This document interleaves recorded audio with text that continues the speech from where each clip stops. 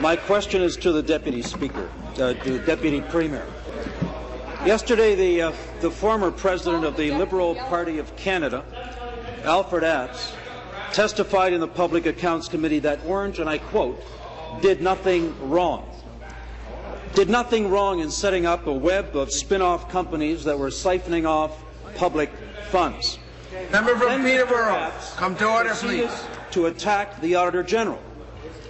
And he called his report into question, referred to it, and I quote, as misleading, incomplete, and riddled with errors. I asked the Deputy Premier, does he believe his friend, the former President of the Liberal Party of Canada, in this matter, or does he believe the Auditor General of Ontario? Deputy Premier. Mr. Speaker, I said to the media yesterday in Scrum that we have great confidence in the Auditor General, support his recommendations, indeed have moved forward on his recommendations, Mr. Speaker, and the ministers now brought forward legislation that incorporate many of the Auditor General's recommendations. As I also said to the media yesterday, there are times, obviously, when the Auditor General brings forward things that none of us want to see, but we respect the work, continue to respect him, and are most grateful for his work on this particular file. Supplementary. That's encouraging, Speaker.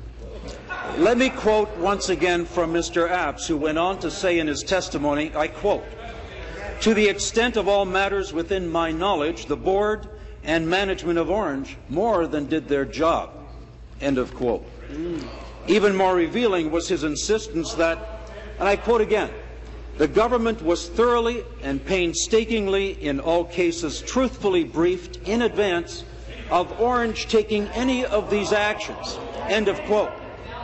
Speaker, we have heard in this House repeatedly for months from the Minister of Health, from the Minister of Finance, and from the Premier that they knew nothing about what was going on at Orange. That's why they couldn't do anything.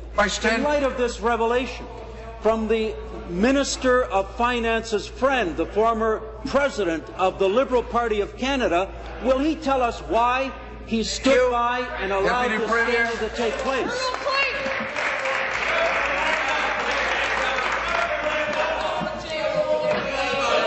Mr. Speaker, Orange paid a lobbyist named Kelly Mitchell $400,000, Mr. Speaker, to keep the Conservative Party informed about Orange.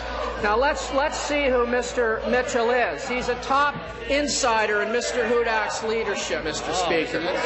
He sat on the board of directors for Orange and 5 for-profit companies, the same companies that paid Chris Mazza $1.4 million and obstructed the Auditor General, Mr. Speaker. Mr. Speaker, he also made $17,000 in contributions to PC candidates and personally donated $7,500. Among those who have benefited from them are the leader of the Conservative Party, the member for Simcoe North, the member for Whitby Oshawa, the member for Leeds Grenville, the member for Halliburton Kawartha Lakes Brock, the member for Lanark Frontenac Addington, and the member for Thornhill. Mr. Speaker, the Minister of Health has taken the appropriate. Thank you.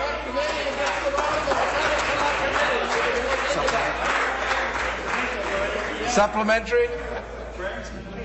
Well, Mr. Speaker, everyone listening to the Minister of Finance can see that he has no interest in answering the question.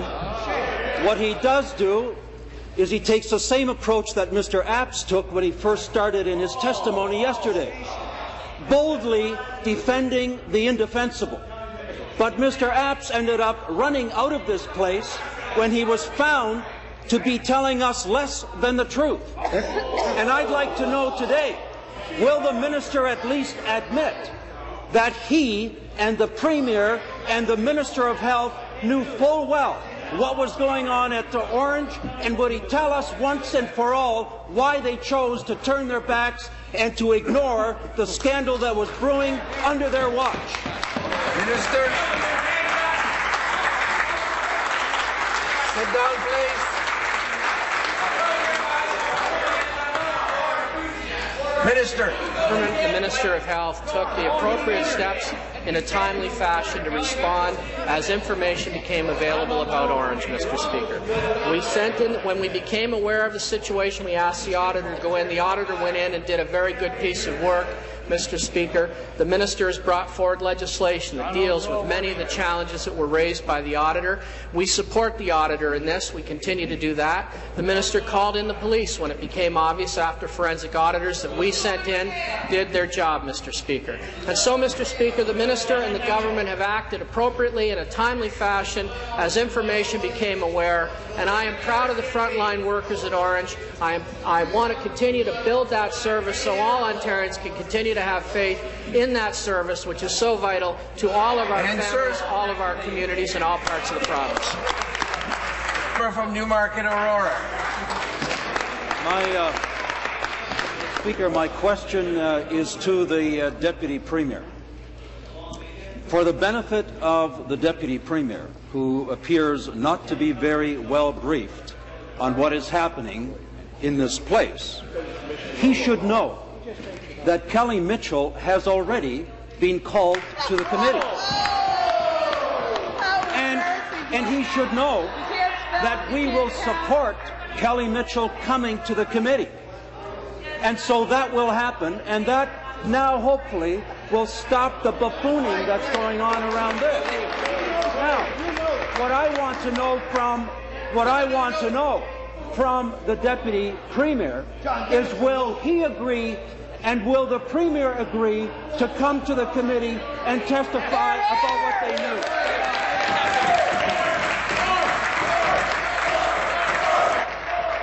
Sit down, please. Order. Stop the clock for a second.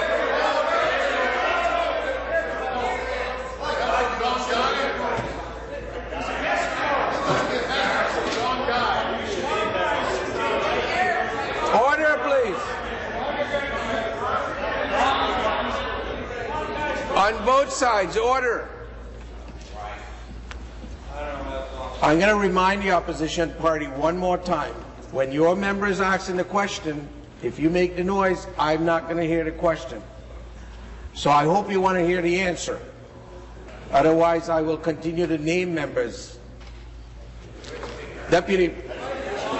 In fact, they just recently put a motion on the order paper to debate it next Wednesday, Mr. Speaker. So it hasn't been called. You know, you can play all the silly games you want.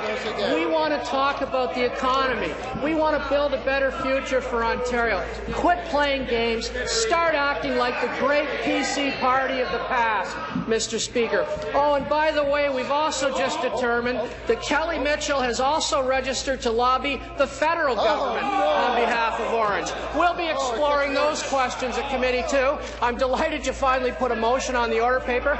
Can we agree here now to call them immediately rather than wait till next Wednesday to debate it, Mr. Speaker? I wonder if we could do that. Order.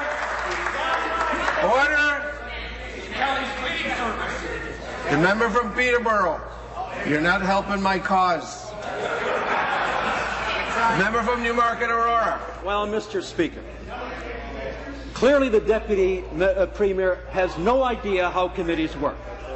The fact that we have to wait till next Wednesday simply reaffirms why we need a select committee of the legislature to get it done. That's why we need a select committee. Bring the buffoon a bit. Deputy. The reason, Speaker, you did. For what? That motion that I referred to call Mr. Mitchell to committee was in fact a government motion. Oh, look at that. And the Conservative chair of the committee deferred dealing with it until next week. Oh, that looks bad. That, Mr. Speaker, I don't want to offend the sensibilities of the chair of the House. I won't use some language, but it appears as though they don't want him at committee.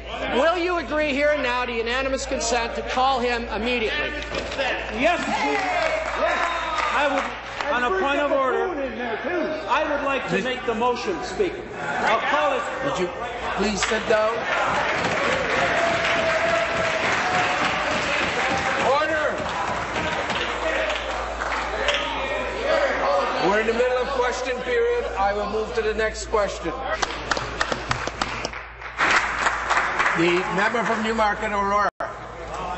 Mr. Speaker, I would ask for unanimous consent, as proposed by the Deputy Premier earlier, that Mr. Kelly Mitchell be called to testify at the Public Accounts Committee along with the Deputy Premier and the Premier.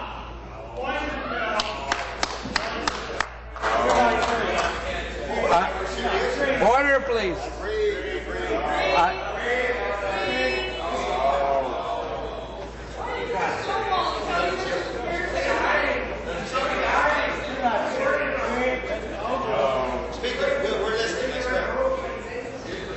I just want to thank the member from Parry Sound Muskoka for his comments and that he would be filing an order.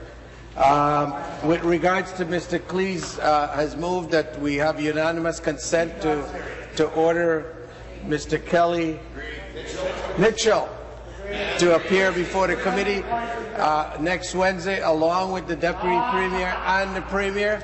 Agreed? I heard a no.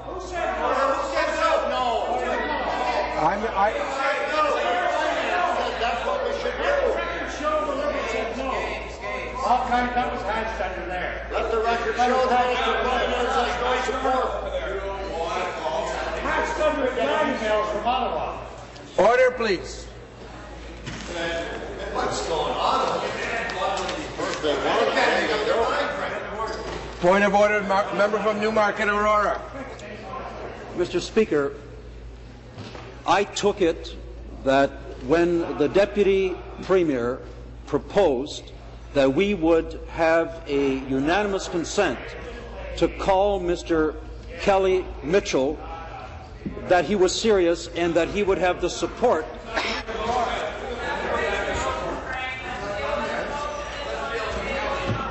I would say to the member that I requested unanimous consent. I did not receive it, so the item's been dealt with.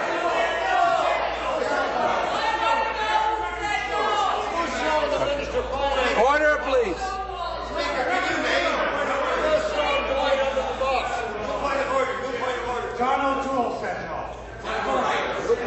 The member from Newmarket, Aurora, a new point of order. Speaker, I highly resent the implication that we were not serious. I will make the following motion, and I will leave out the reference to the Deputy Premier, and I will leave out the reference to the Premier, because apparently members of the government objected to that. Terrible. I will ask for unanimous consent that Kelly Mitchell be called to appear before the Public Accounts Committee and that the clerk be directed to schedule him at the earliest possible time. I have a motion from Mr. Klees that Mr. Kelly Mitchell be called to the committee and that the clerk be directed to request him to appear as soon as possible. Agreed? Agreed. Okay, that's been agreed. Point of order, the member from Nipissing Pembroke. I would